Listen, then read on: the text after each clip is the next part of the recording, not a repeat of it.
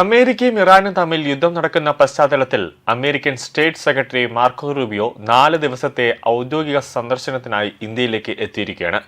ഇതിലൊരു പ്രത്യേകതയുണ്ട്. കാരണം ആദ്യമായിട്ടാണ് മാർക്കോ റൂബിയോ സന്ദർശനത്തിനായി എത്തുന്നത്, അതും പശ്ചിമ ബംഗാളിൽ. 2007 November 3 US state secretary Henry Kissinger ആണ് കൊൽക്കത്തയിൽ ആദ്യമായി ഒരു സന്ദർശനം നടത്തിയത്. അതിനുശേഷം ഇപ്പോഴാണ് മാർക്കോ റൂബിയോ ആദ്യമായിട്ട് പശ്ചിമ ബംഗാളിലേക്ക് എത്തുന്നത്. അന്ന് മമത ആയിരുന്നു പശ്ചിമ ബംഗാളിൽ മുഖ്യമന്ത്രിയായിരുന്നത്. ആ സമയത്താണ് ഹെൻറി അവിടെ സന്ദർശനത്തിനായി എത്തിയത്. എങ്കിൽ ഇപ്പോൾ ആ പശ്ചിമ ബംഗാളിലെ ഒരു ചരിത്രം മൊത്തത്തിൽ മാറിയിരിക്കുന്നു. പശ്ചിമ ബംഗാളിൽ മമതയുടെയും തൃണമൂൽ കോൺഗ്രസിന്റെ ഭരണത്തിനൊക്കെ അന്ത്യം കുറിച്ചുകൊണ്ട് BJP ആണ് ഇപ്പോൾ അവിടെ ഭരിക്കുന്നത്. സുവേന്ദു അധികാരിയാണ് BJPയുടെ മുഖ്യമന്ത്രിയായി, പശ്ചിമ ബംഗാളിന്റെ മുഖ്യമന്ത്രിയായി ഇപ്പോൾ പശ്ചിമ ബംഗാൾ ഭരിക്കുന്നത് എന്നൊരു പ്രത്യേകതയുമുണ്ട്. ശനിയാഴ്ച രാവിലെ 7:30 സ്വീഡനിൽ നിന്നുള്ള പ്രത്യേക വിമാനത്തിലെത്തിയ അദ്ദേഹം കൊൽക്കത്തയിലാണ് വിമാനമിറങ്ങിയത്.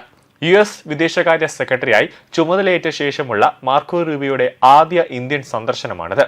ഇന്ത്യയിലെ US അംബാസിഡർ സെർജിയോ ഗോർ അദ്ദേഹത്തെ വിമാനത്താവളത്തിൽ വെച്ച് സ്വീകരിക്കുകയും ചെയ്തു.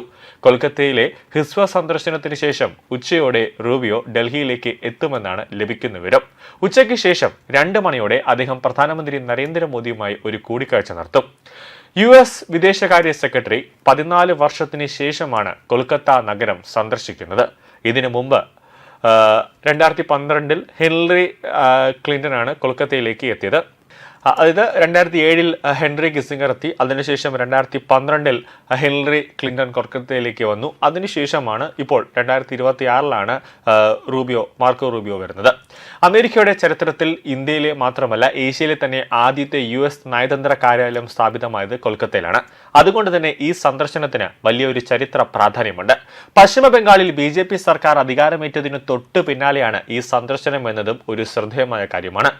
നാളെ ഡൽഹിയിൽ വെച്ച് മാർക്കോ റൂബിയോ ഇന്ത്യൻ വിദേശകാര്യമന്ത്രി S ജയശങ്കറുമായി ഒരു കൂടിക്കാഴ്ച നടത്തും.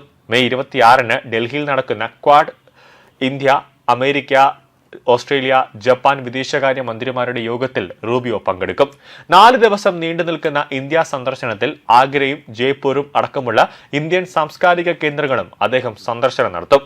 മെയ് 23 മുതൽ 26 വരെ നീണ്ടു നിൽക്കുന്ന റൂബിയോയുടെ 4 ദിവസത്തെ ഇന്ത്യൻ പര്യടനം വ്യാപാരം, അതോടൊപ്പം പ്രതിരോധം, ഊർജം, ഇന്തോ പസഫിക് മേഖലയിലെ സഹകരണം എന്നിവയിൽ ഡൽഹിയും അതോടൊപ്പം തന്നെ വാഷിംഗ്ടണും തമ്മിലുള്ള തന്ത്രപരമായ പങ്കാളിത്തം കൂടുതൽ ശക്തമാക്കുന്നതിനിടയിലാണ് ഈ ഒരു സന്ദർശനം.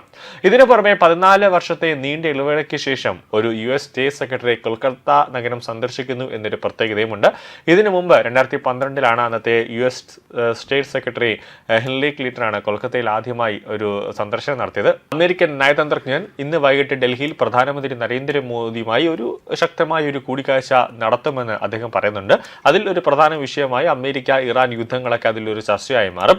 കൂടാതെ വ്യാപാരം, അതോടൊപ്പം തന്നെ സാങ്കേതിക വിദ്യ, പ്രതിരോധം, ക്വാഡ് തുടങ്ങിയ വിഷയങ്ങൾ വരും ദിവസങ്ങളിൽ ചർച്ച ചെയ്യാൻ, കൂടാതെ അത് മുന്നോട്ട് കൊണ്ടുപോകാനുള്ള നിരവധി സുപ്രധാന വിഷയങ്ങൾ അജണ്ടയിലുണ്ടെന്നാണ് അദ്ദേഹം ട്വിറ്ററിൽ കുറിച്ചിട്ടുള്ളത്.